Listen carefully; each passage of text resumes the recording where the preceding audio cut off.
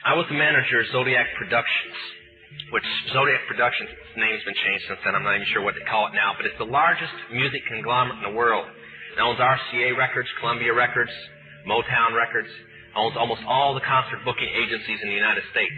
And that's not even the name of the company that owns it. The name of the company that owns it is Brenner Enterprises, and Brenner Enterprises is owned by Chase Manhattan. Chase Manhattan's owned by Standard Oil, and Standard Oil's owned by the Lords of London. You can track it on back. You kind of get the idea after a while. But I was the managing president of Zodiac Productions. It's one of my jobs as being one of these 13 people. Thus, I got to know many of the people who produce music and sing the music and play the music that you play.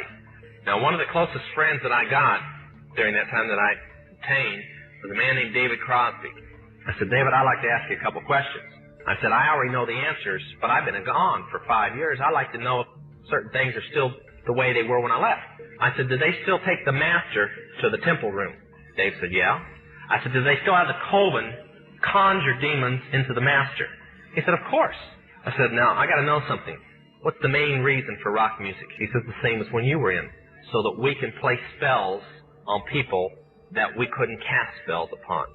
The master is a tape about as big as the top of this podium that looks like an overgrown 8-track that the album is cut on and is placed in a machine that produces and presses the records and the 8-tracks and cassettes that you buy.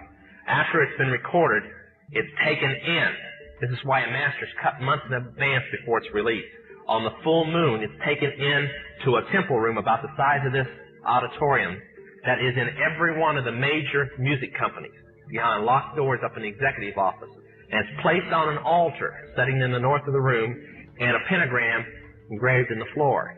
And 13 hand-chosen witches and wizards and a coven come in and conjure a principality or a power up, usually Regia or something like that, and order him to tell the demons under him to follow every record and every tape coming off of that master.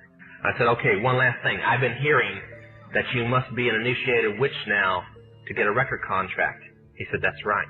He says, many of us that weren't total witches have to be witches now in order to produce music.